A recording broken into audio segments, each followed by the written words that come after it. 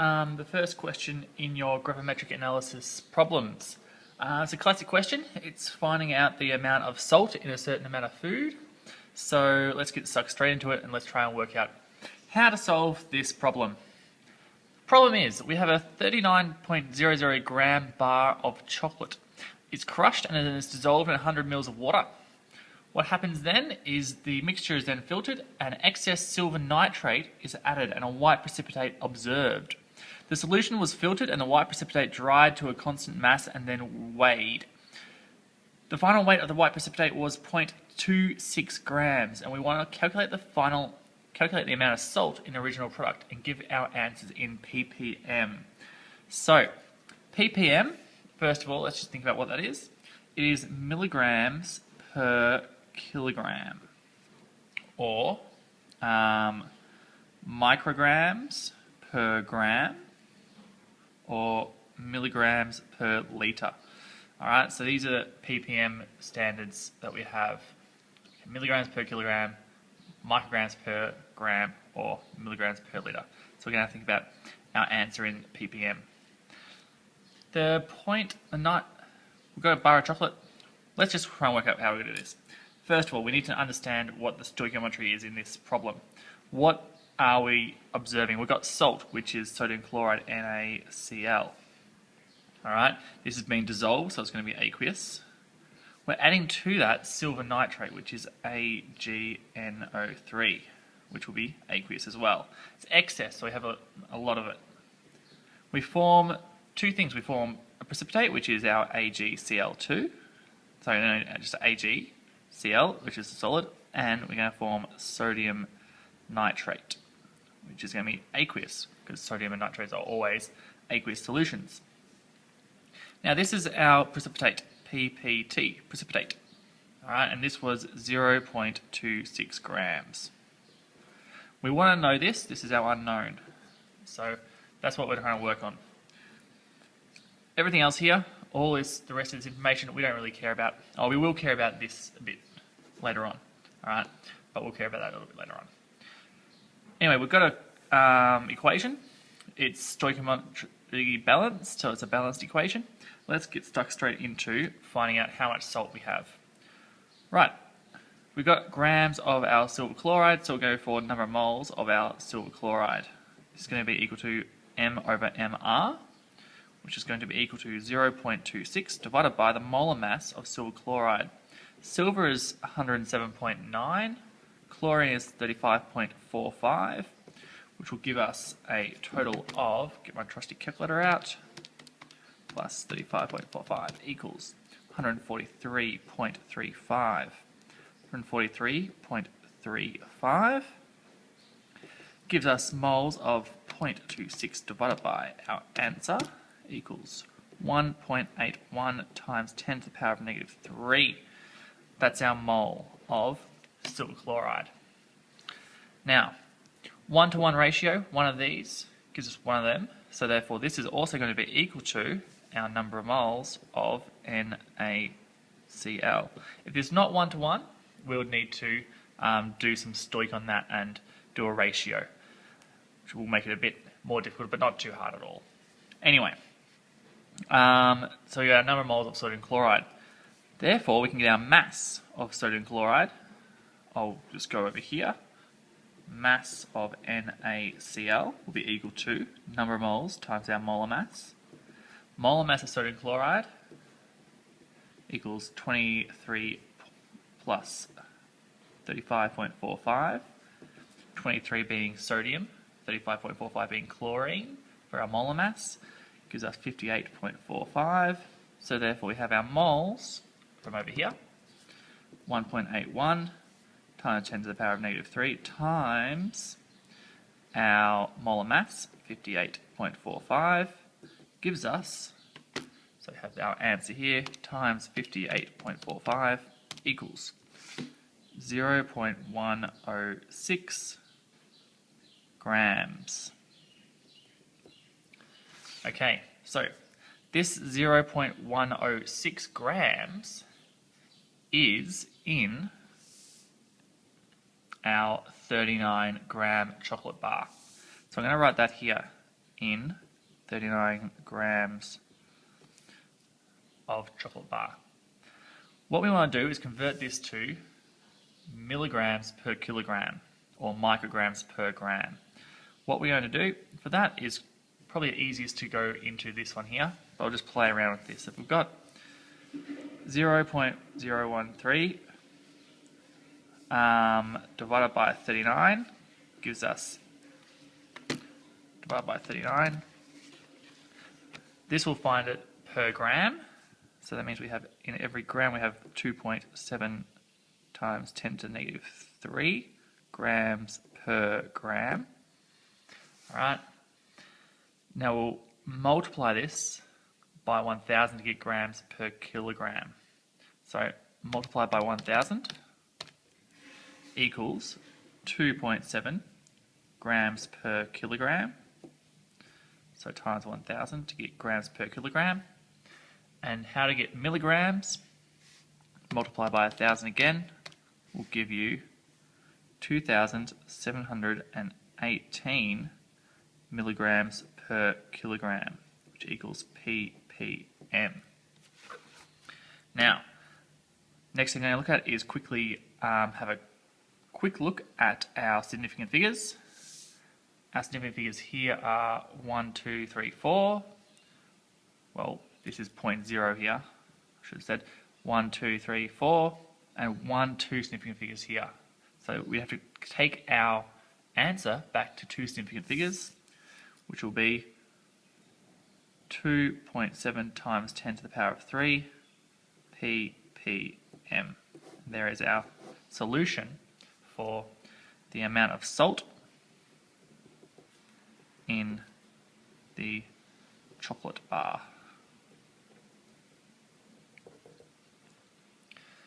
This is a classic example of stoichiometry and gravimetric analysis, where we're calculating the amount of salt using silver nitrate as our active reagent, and that's going to form our precipitate of silver chloride. The idea is that whenever you're trying to find, or gravimetrically, you need to find an equation first of all of what's happening.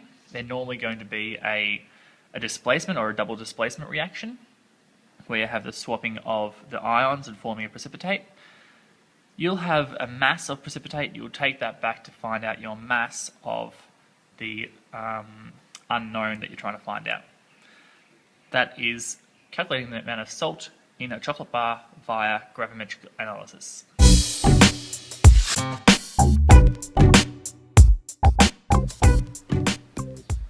Okay, question number 2 for gravimetric analysis. Another classic version of gravimetric analysis, and it's trying to find the amount of sulfur or sulphate, or even sulfur as sulphate in a certain amount of fertilizer, or anything really. If you're looking for sulphate, you can do it via gravimetric analysis. And here's how we're doing it. A student took a 0.998 gram sample of fertilizer. So obviously they've weighed about 1 gram, but they've had to record it as this because they haven't exactly got that 1 gram, and added it to 100 mils of water. The solution was then mixed well until all the soluble fertilizer had dissolved. The solution was then filtered, and the filtrate was treated with excess barium chloride. The precipitate was then filtered, dried to a constant mass, and weighed. The weight of the precipitate was 0.3827 grams. We need to calculate the percentage of sulfur and sulphate in this sample of fertilizer. So, same deal as last time. I'm getting percentage here. Percentage means grams per 100 grams. I'll just write that down there just so I know what's going on. And we need to have an equation basically to help us with our stoichiometry. We've got, we're looking for sulphate, all right? So that's a sulphate ion, SO4, 2 negative, okay? We're reacting it with a barium chloride solution. Because this is a negative ion, I know that my barium is going to react with it. So I'm going to react it with my barium ion, Ba2+. And that's going to form my precipitate of barium sulphate. Okay, so therefore I can put aqueous there if you want, aqueous there if you want, and solid there. I've got my equation. And I've got a mass here of 0.3827 grams for my barium sulphate, because that's my precipitate that is formed. Same deal. Gravimetric analysis is always stoichiometry, so you're always going to be trying to find moles. If you ever get stuck anywhere, first step, try and write an equation. Second step, try and write and find the number of moles. So my number of moles of BaSO4 is equal to mass over molar mass. Now my molar mass is going to be 137 for barium, plus 32 for sulphur, plus 4 lots of 16, plus 4 times 16 for my oxygen. So that will be, let's have a look, 137 plus 32 plus 32 plus 32 equals 233. So that's my molar mass for barium sulphate.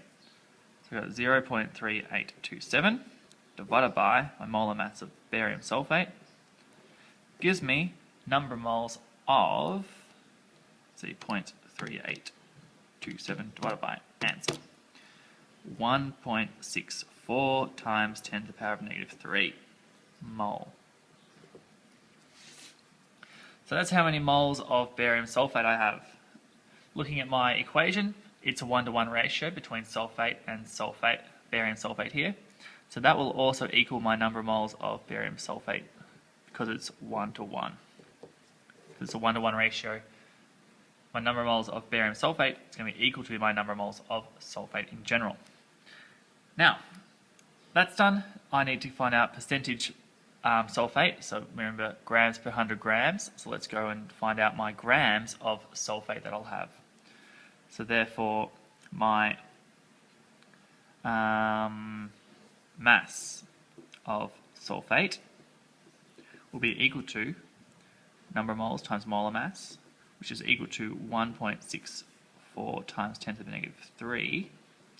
My molar mass of sulphate is going to be 32 plus 4 times 16, which is going to be about 96, times 96 is equal to, times this by 96, 0.157 grams, 158 if I'm going to round it off properly. That is in 0.998 grams of fertilizer. I want to get it to grams per 100 grams because I want percentage, so I'm going to do it this way. 0.158 divided by 998 equals, no, I didn't do that right, times 0.98 divided by 0.998, 0.157 grams per gram. So if I divide by how many grams I have, I get it per gram. Multiply this by 100, I'll get grams per 100 grams, which will be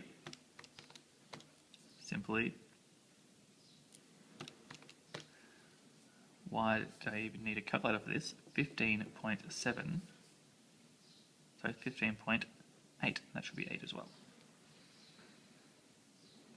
Okay, that should be 7 actually. All good.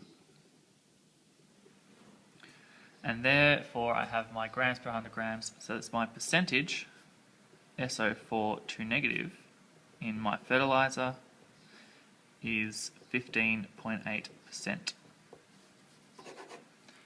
Alright, so that's my sulphate. That's pretty easy. Simple, done. The question also asked me for sulphur in my sample of fertilizer. Now I have my sulphate.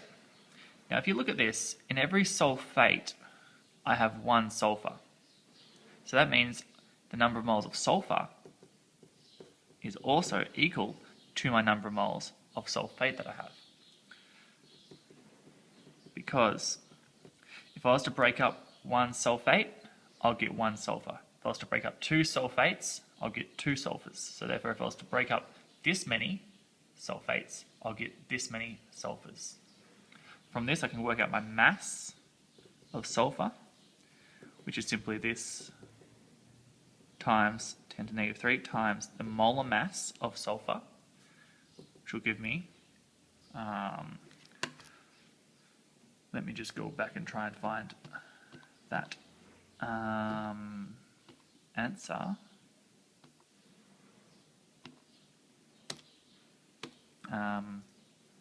So my number of moles is 1 times 10 to the power of negative 3 times it by 32 equals 0.05248 grams in my 0.998 grams of fertilizer. So therefore I'll need to convert this again into my grams per 100 grams. So I'll go 0. Can you see there? Nope. 0.05248 divided by 0.998 equals 0.052 grams per gram. Multiply this by 100, I'll get grams per 100 grams, which is my percentage, is going to be 5.2 grams per 100 grams. So in this fertilizer, I have approximately 5.2% sulfur as sulphate. And there you have working out the amount of sulfur and the sulphate in an amount of fertilizer based around gravimetric analysis. You probably don't have to do as much working out as I have here. Obviously I've gone through it pretty quickly, but I've written out everything that I've looked for. My working out is not exactly that neat, but you can kind of see exactly where I'm going with it. How can you see where I'm going with it? Well, I've done number of moles of what I'm looking for each time. I haven't just written N, I've written number of moles of sulphate. And that way, I know exactly what this number means. I know exactly what this number means. Number of moles of sulfur. Mass of sulphate. I know exactly what that number means because I've written down what it means there. Okay, this is important in your setting out. Okay, it might not be neat, but you can see exactly what each number means, which is very, very important when you're doing calculations in chemistry. What else is important? That's right, use the calculator. And this button right here, this is your gold button in chemistry because you will need to use all the decimal points that you have done. Alright, all the decimal points here, you don't need to write them down, but you need to use them in all your calculations. So use the answer button. Use the memory button if you can as well. And that is question 2, finished and pretty well explained.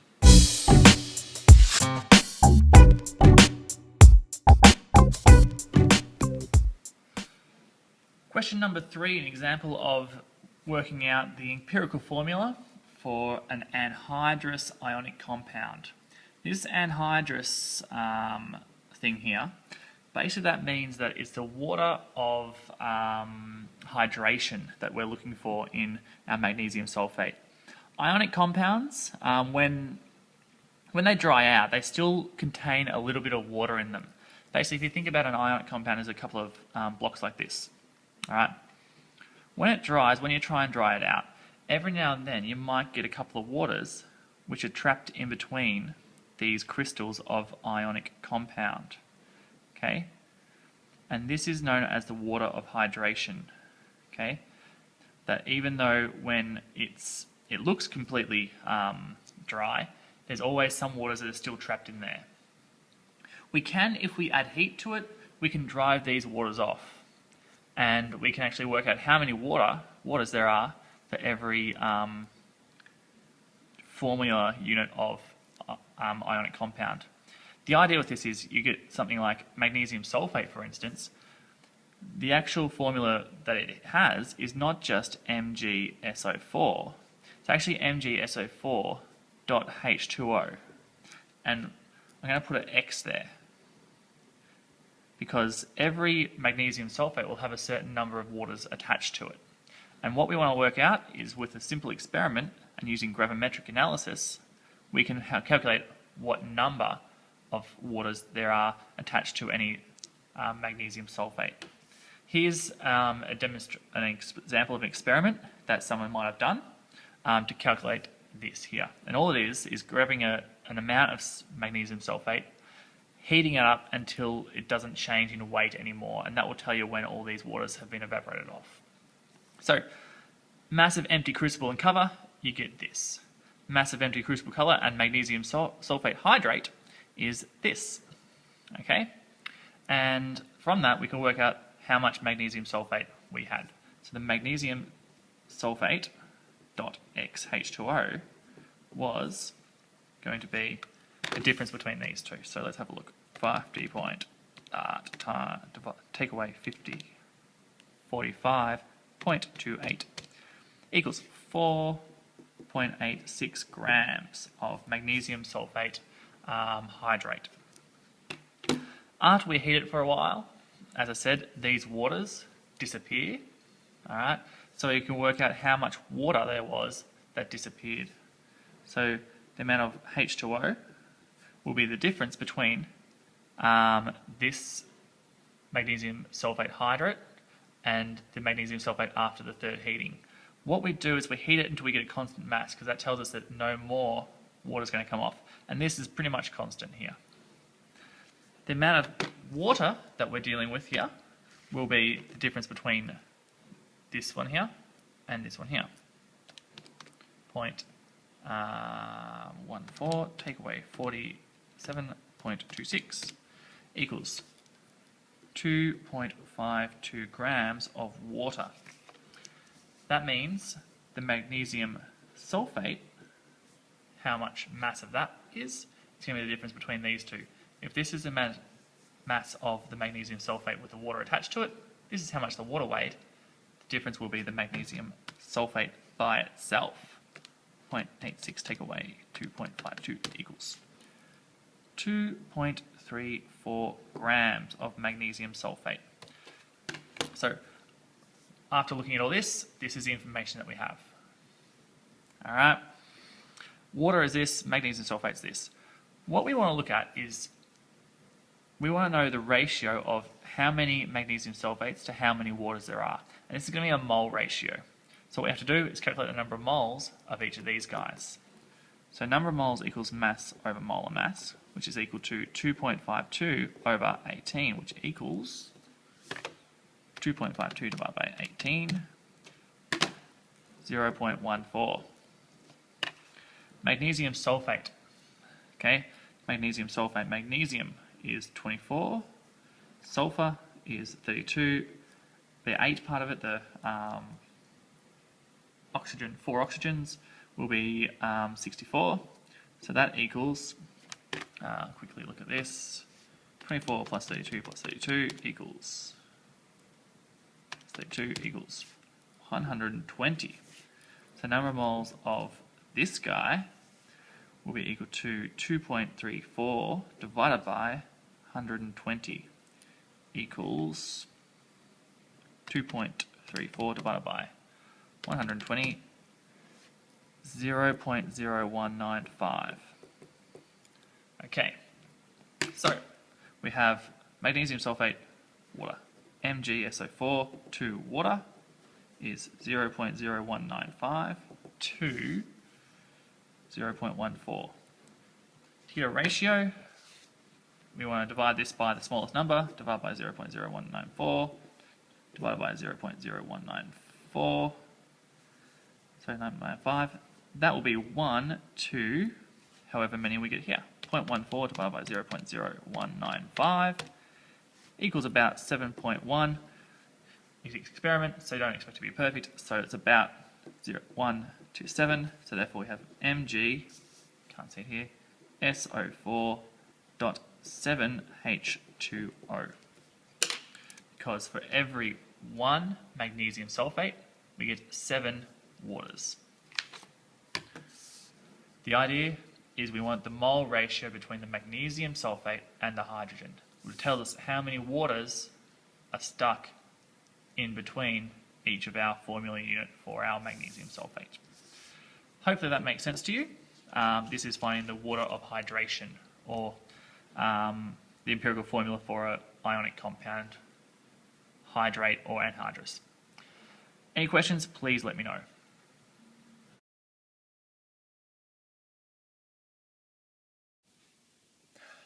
Alright, so last question in gravimetric analysis. So the last type of problem you'll have for gravimetric analysis. What this is doing is trying to find out an empirical formula for a hydrocarbon. And this one in particular is trying to find an empirical formula for an alcohol. And alcohols we know consist of carbon, hydrogen, and oxygen. We want to know what the empirical formula is, so we want to know what the numbers down here will be, x, y, and z. So we don't know what these numbers down here are going to be. So we want to know the ratio of carbon to hydrogen to oxygen. How are we going to find that out? Let me show you how. What we do is we fully combust the alcohol. So what we do is we go CXHYOZ plus oxygen forms water and carbon dioxide. Alright, an unknown amount of these two here. So what we're given is an amount of carbon dioxide that's formed, so 26.4 grams and 14.4 grams of water here. Okay, and we know that that's formed when we combust this random alcohol. From this information, what we can get is the amount of mole of carbon and hydrogen that must have been in this alcohol here. Okay, we do that by looking at saying that if this is the reaction that happened, all of this carbon in this carbon dioxide must have come from this carbon in the alcohol here. So if we find the number of moles of carbon in this compound, we'll work out the number of moles of carbon in our alcohol. The hydrogen here, that had to come from this hydrogen here as well. So we can do the same thing, find out the number of moles of hydrogen in this, and then chuck it into there. So let's just do that now. We'll find out the number of moles here of H2O.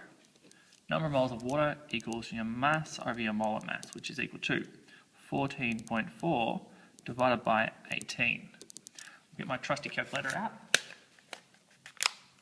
Hopefully it works. Yeah, it does. And it's 14.4 divided by 18 gives us 0.8 mole of water.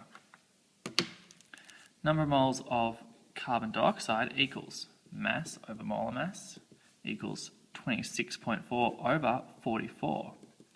And we'll just work that out. 26.4 divided by 44 equals 0.6 mole. Now, number of moles of carbon here, because there's one carbon in every carbon dioxide, is going to be equal to that. So therefore, we have 0.6 moles of carbon. Because there's 2 moles of hydrogen in a water, we need to double this to work out how many hydrogens there are. It means it will be mole. Because for 1 mole of water, we get 2 moles of hydrogen. For 4 moles of water, we would get 8 moles of hydrogen. So if we have 0.8 moles of water, we will get 1.6 moles of hydrogen here. Okay, so we know how many mole of carbon there were in our alcohol. We know how many moles of hydrogen there were in our alcohol. What we need to find out is how much oxygen there is now. Now, we can't actually just add the 2 oxygens here together, because some may have come from the air when it got combusted. What we do know is the mass of this whole thing. Because we know the moles of these 2, we can get the masses of these 2, and if we take the mass of the carbon and hydrogen away from the whole thing, we're left with what the mass of oxygen will be. So what I'm going to look at here is find my mass of hydrogen. My mass of hydrogen is number of moles times molar mass, which will equal 1 times 1.6, which is equal to 1.6 grams. My mass of carbon is equal to 0.6 times 12, the molar mass of carbon, which will be equal to, I think it's going to be 7.6, but I'll just double check it. 7.2, that's why I use a calculator. So therefore, in my alcohol here, I must have 1.6 grams of hydrogen and 7.2 grams of carbon. So my mass of oxygen, I'll put it here, is going to be equal to my mass in total, take away my mass of hydrogen, take away my mass of my carbon, sorry. So my mass in total was 12 grams. I take away how much of that is hydrogen, which is 1.6. I take away how much of that was carbon, which is 7.2. And I get left with 12 take 1.6 equals take 12 take 1.6 take 7.2, left with 3.2 grams of oxygen. I convert that into moles, which will give me 3.2 divided by 16, which is going to give me 0.2 moles of oxygen. To get an empirical formula, I want to know the ratio of carbon to hydrogen to oxygen. So I'll look at what this ratio will be. It will be 0.6 carbon to 1.6 hydrogen to 0.2 oxygen.